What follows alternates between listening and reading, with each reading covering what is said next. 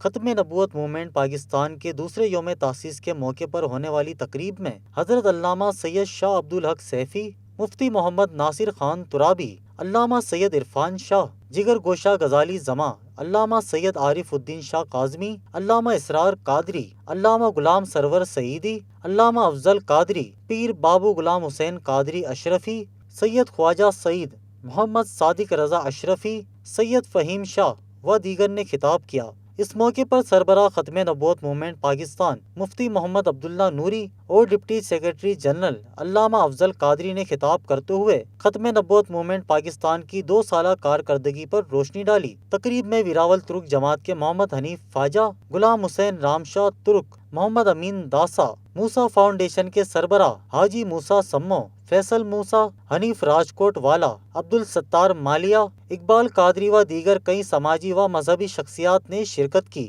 Programme کے آخر میں قائد ملت اسلامیہ امام شاہ احمد نورانی صدیقی کے یوم ولادت کے حوالے سے کیک کاٹ کر شرکائے تقریب میں تقسیم کیا گیا۔